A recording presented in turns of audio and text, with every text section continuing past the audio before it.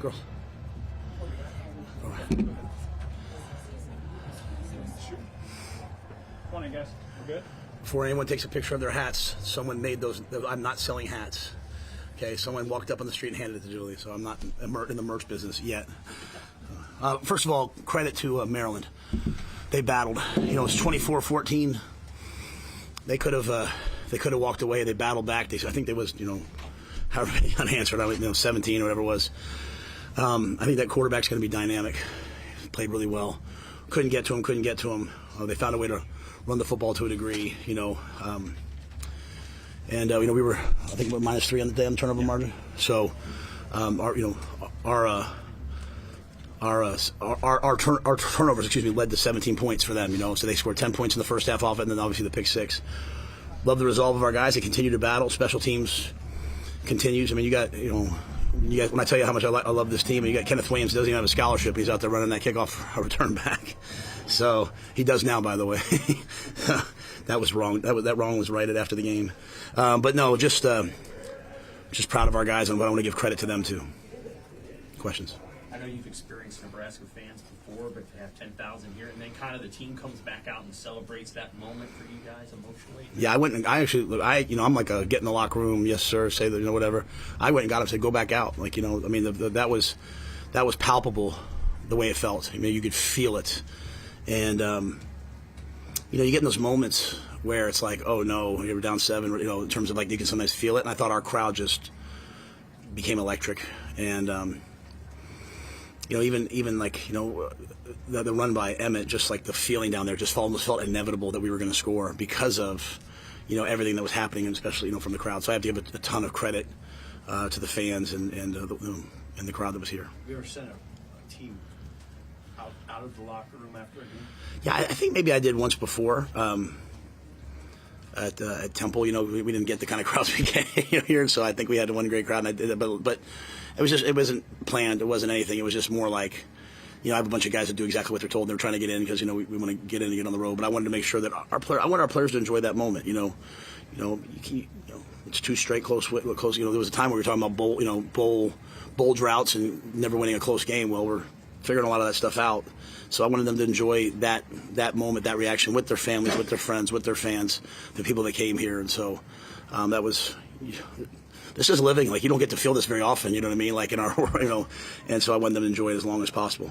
Can you speak on what Emmett gave you, just the balance he added to the offense, especially when the throwing game had some issues at times, so to have the ground game go with it? Yeah, so we came out of last game, and we looked at the numbers, and we were 5.5, 6 yards a carry. We had a bunch of good runs.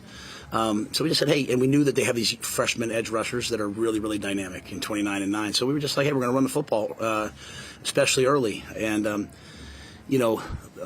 first drive, it was clear, I think of our first 11 runs, I think 6 or 7 of them were 6+ yard runs. So we were feeling good. But Emmett was on fire. And, I think 2 plays that really stand out to me are the play where Dylan was getting hit in the backfield, spun out and hit Luke, and then Luke went down the sideline, and then obviously Emmett's long run. I mean, I was screaming at the officials, and then he kept still running because I didn't know, we're not screaming, just screaming to run, and I didn't realize he was even still running at some point. It was just such a great run. So I just think Emmett's the ultimate competitor, but you look at him, like I said, he's third in Big Ten in rushing, so Dana wanted to get him some more attempts, and they did a good job of controlling the clock for a team that's not really a running offense, a passing offense. They did have the ball quite a bit, and then our turnovers in the first half hurt us, so we didn't get a ton of rhythm. But we knew eventually we would break through. In your words, what does it say about Dylan to come back and lead the team to that score after what had happened? Yeah, I mean, one of the moments of my coaching, coming up in coaching, I was a young assistant offensive line coach for the Giants, and in the first half, I don't know if it was 4 or 5 interceptions Eli Manning threw against Tampa Bay. And he came back and won the game, kind of a walk-off play like that. And I just remember being like those guys don't get to feel sorry for themselves. They don't, they just got to keep playing. And so, Dylan was banged up. He was, hit in the thigh in the first half. Obviously that one pick that, the kid hit him late.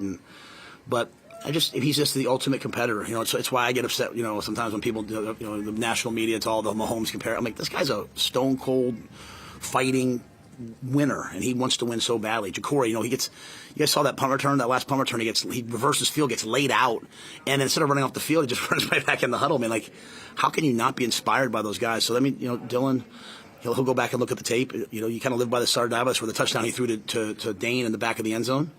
I mean, that might have been, you know, not a great decision, but he made it and he made the play. The last touchdown to Dane there, the one-handed catch, like that ball's at 6 inches less. It's picked off. It's the perfect throw, perfect catch. So, you know, I'm proud of the kid. Was the second interception when he trying to throw that ball out of bounds? I don't know. I have to ask him. Yeah, just kind of like, you know, Glenn does such a good job with those guys. And my thing was like, hey guys, if it's not there, let's just throw it away. Like we were in great rhythm, we were feeling good, and we decided to take a shot. You know, Isaiah had run by them, you know, earlier. You know, we just felt like our long speed, we were going to be able to run by them, and you know, low pressure, and we just let them throw that ball away and keep playing. So I'm not super sure. Matt, you've not had a game-winning drive on offense in your time here. What kind of confidence, what kind of momentum do you think that can build for you now you're at the halfway point of the season going forward because of that? Yeah, I mean, it's the same thing always, right? Like, do we have to be in that situation? Like, did we have to have 3 interceptions? We didn't tackle very well tonight? Like, we were diving at the ground a lot? No, they also have there are elite skill players there, and so that's my biggest gripe right now with our conference. Like you know, like that's a good football team, and I don't know if we push that enough. Like Maryland's, like they're talented as could be, and so they were hard to tackle. So I guess my point is like, did we have to be in that position? With that being said, you know, we scored 10 points in the final 7-6 minutes, right? Like that's what winning teams do. And you know, on defense you got to put them away. And then, by the way, they still had, you know, I would say by the way, not to you, Mitch. I'm saying to our team, like I'm like to the team, like hey, by the way, like they still had a chance to go down and win it at the end, you know. And then they make the play on third and whatever, and you're like, but then we made the play on fourth. So. Yeah, I think in terms of momentum, I think it just continues to breed confidence. The biggest thing I felt was like no one was panicked on the sideline, but they weren't panicked last week. Like the Cincinnati game, that's three close wins, you know, that comes down to the end, and our guys are very, very comfortable in the fourth quarter. And really, these are all the questions you guys have asked me about, like, hey, how are we going to get over this thing? And I said, hey, we're going to inoculate them by doing it all the time. We're going to teach it at a high level, and I thought we did it pretty well there. So that being said, we were 5-1 last year. And so, you know, it's just about playing the next game, playing the next play, playing the next game. As corny as that sounds, man, I sit there the whole game. I can just tell you my nerves inside, guys, are going 100 miles a minute, and I just say play the next play, like just keep playing. So I'm preaching that. I believe it. You just touched on it, but can you speak more on that relentless pursuit of this team, just doing whatever it takes to win that may not have always been there before? Well, I think, in fairness to our guys, I think we're just better. I mean, I think our guys battled, you know, my first year. I love those guys. Like whatever success we have here moving forward, I'll always look back to the Reimers and the Nick Henriches and all those guys. Like those guys were absolute warriors. And so I remember Ty Robinson saying to me one time, he said, Coach, the one thing about us Nebraskans, even though he's from Arizona, he comes from Nebraska blood, right? That mom and dad went to Chadron State. Like, I remember him telling me, he's like, we can handle adversity and we don't quit. And so they've always had that. We're just getting better, you know, and we're just making play. I mean, Pritchett kind of rolled his ankle and he played, you know, hard. In the very end, he just, you know, was just really starting to limp on it. We put Turner in for him. Turner Corcoran, it's been a full year and he's out there and he makes the plays at the end. So, if I could say one last thing, I think, you know, the offense and the defense, I think they support each other really well, and our special teams continue to come through. Even at the end of the half, it's sort of a shame we took that sack because we got the ball to the 50 at the half. We could have probably kicked a field goal. Back-to-back weeks on the road, short week next week. How do you kind of attack what's next? You know, you don't have a lot of time to really think about this. Yeah, I mean, we're going to do the exact same week. The way we look at it, Friday night is about 12 hours from an 11 o'clock game. So we'll do the exact same game week. Like we'll practice on Sunday, we'll take Monday off, we'll do Tuesday, we'll do Wednesday. Just Thursday morning, instead of practicing, we'll walk through, and then Thursday night we'll head up to Minnesota. I mean, the travel here we came on Thursday night. It was first class, absolutely first class. The hotel was elite. One of the best bus drivers I've ever had. But you know, Thomas, Susan. Everything was really, really, really important here, and I think that shows up in the fourth quarter. Like, you know what I mean? Like, when I say those things, like, I want our guys to understand, like, hey, the reason why we eat well, the reason why we do all these things is so that in the fourth quarter you have energy to go make the plays to win. It's not for anything. It's not to be entitled. And I thought we had no distractions. We took our guys to a sauna and a cold plunge place, and the owner afterwards told Mitch, he was like, it's the best group of people we've ever had come through here. And so that's not me. That's Sierra that's, I had asked the high school, we went to walk through it at high school, I had asked the high school coach if the DBs could stay longer because they wanted to get individual drills on 5 a.m. I mean, just the culture of those guys is outrageous. And so we'll have to do that this week, though, because Minnesota's a really good team. It's a tough team. It's a hard place to play. It's been a while since we beat them. We're heading there. It's a game that we're going to, obviously, Julie, my wife Julie there, she lost her mother, Donna, to breast cancer. And my mom, my mom, Gloria, had breast cancer. So it's something we're very, very, very passionate about. And, we're going to it'll be a breast cancer game this Friday. We partnered with Minnesota to do it. So, but we'll have to muster a lot of stuff, because this was obviously took a lot out of us. Is there anything else you want to say just about the playmaking? Like Heinrich with the catch on the sideline there. What a catch. And Dylan, too, I think he was falling down when he threw the pass to Hunter on the last drive. Like, you guys stepped up and made plays in the fourth quarter. Yeah, I mean, and you go back, even Isaiah at the beginning, right, taking that same screen to the house. I mean, you just, you get rid of the 3 turnovers. But again, we're going to have, you want to make those kind of plays. Sometimes they're going to make plays too. The ball's going to get intercepted. But so good to see like Luke make the play that he made, Heinrich make that was an unbelievable catch by Heinrich, unbelievable catch by Dane Key. And so, you watch us play, like DeKeel's rotating in, Keelan Smith's out there, he's rotating in, Cortez Mills out there, Quinn Clark. We trust them all, and they all got to go play. And so, like I said, Kenneth Williams with the big kickoff return. Isaiah Mosey, they had him a 2nd and 20. He makes a great run to get us, in decent position. So it's just kind of the mindset of Dana, like, hey, we're going to put the ball out there, and guys have to go make plays. All right. Thanks. Thank you.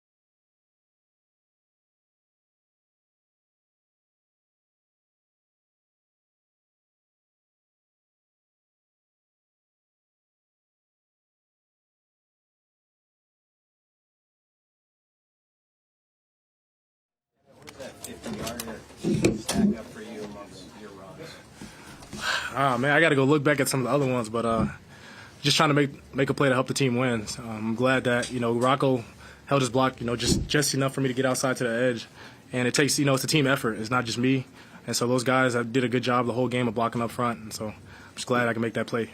What kind of a battle was that? Just the back and forth. I mean, having to deal with a pick six and some of the things the offense had to kind of endure, and then their quarterback was getting hot at times. Yes, sir. It was a relentless game, man, and I'm really glad that we went through this game too as well, because I know that we're really battle tested as a team and as a program. So going through those relentless games is what we need.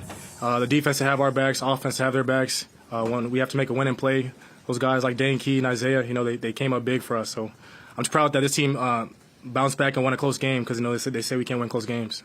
Did you have a sense this might be a game where you got more carries because they're trying to take pressure off the tackles with their pass rush? Yes, sir. We were trying to send a message from the first play of the game, just body blows and running the ball downhill on them, and we knew that they couldn't hang with us for 4 quarters up front. So I just give credit to Coach Dana and for him to call those plays and just the guys executing them. That's what made it happen. Do you feel like now that you guys showed that you could do that against Maryland, he's going to trust you to run that ball a little bit more? Man, Coach Hogue always got trust in me and the other guys as well. So whatever he calls, whatever play he calls, I'm going to execute it. And then what was that euphoric moment to have the entire team come back out and run down in front of the fans here today? At the end of the game? Oh, yeah, man, just best fans in college football showing out once again, and we wanted to show our support to them because at the end, I don't know if y'all was listening, but it felt like a home game. Like, we was out there, fans got super loud, defense got to stop, so that helped with the momentum of things. So we just grateful for the best fans in college football. And a win like this, just how meaningful it is for the guys that have been in the program since we got here. Extremely meaningful, man. It's crazy seeing some of these guys, even like Javen Wright, guys who've been in college for a long time. I'm just proud that, they still here and they're helping us out in a big way, whether that's defense, offense, even guys that weren't in today. I don't know if you've seen our sideline, but people were cheering each other on. That just shows how, strong this program is and how we're just happy for one another. The last 2 drives, and it started both of them inside the 20, and you guys needed points at that time. Yes, sir. What was the what was the feel in the huddle within the offense in those moments?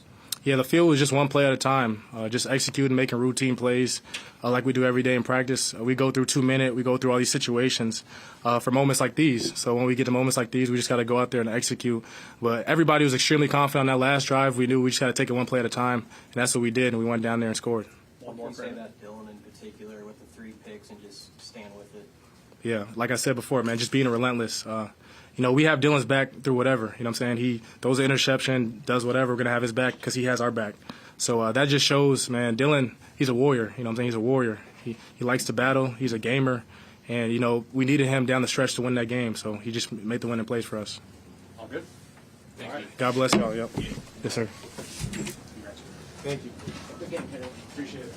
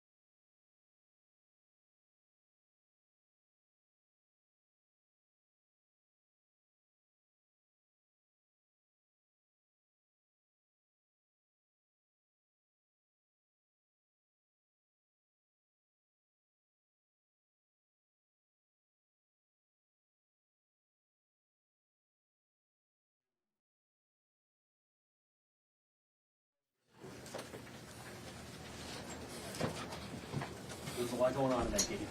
You guys made a play late. How do you feel like your defense answered the bell in the fourth quarter after their quarterback made a lot of plays?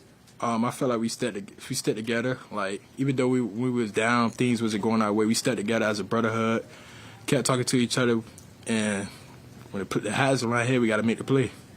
What was, I mean, he was a good player. What did he do that frustrated you guys, and they're skilled players? What did they do? He's a good player. I feel like we wasn't really frustrated. I just felt like we got to tackle better on the defensive side of the ball. We got to take one more extra step, so I just feel like we just got to tackle better. Can you describe what kind of feeling you have as a team when you get into these games? Because that's the fourth time this year you've been in a game that's come down to the final possession or close to it. I mean, we prepare for these moments. I feel like we worked our butts off all off season, so I just feel like we prepared. We've been through this before, so we just stuck together as a team. Everybody kept uplifting each other, even though things wasn't going well. So we just kept hugging each other, kept talking to each other. What was the mood of the defense with 68 seconds left, knowing that you got to keep them from even a field goal, which would force overtime? Everybody was lit. We practice this. We go over this and practice. And the hats on our head, we got to make it. So everybody was lit. We ready for the moment. Now we just gotta go out there and show everybody what we could do. What was it like celebrating with the fans afterward when Coach Poole sent you guys out of the locker room?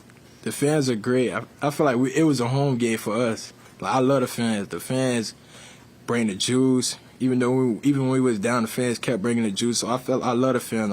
I'm great. I'm glad he did that to show the fans that we appreciate.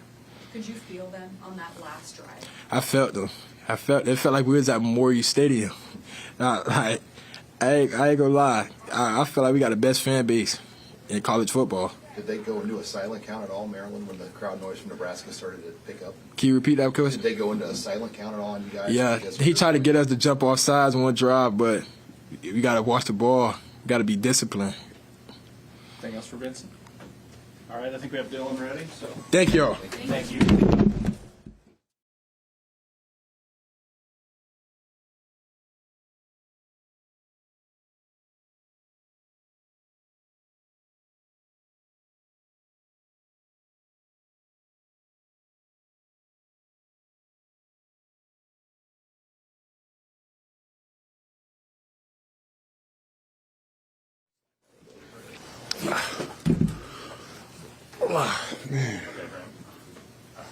questions. Dylan, how hard is that to come back and lead two scoring drives in the fourth quarter when you've had some of the troubles when you have 3 interceptions in the first 3 quarters of the game? No doubt, man. It's unacceptable. I'll get that fixed, but I mean, what an atmosphere. Our fans showed up.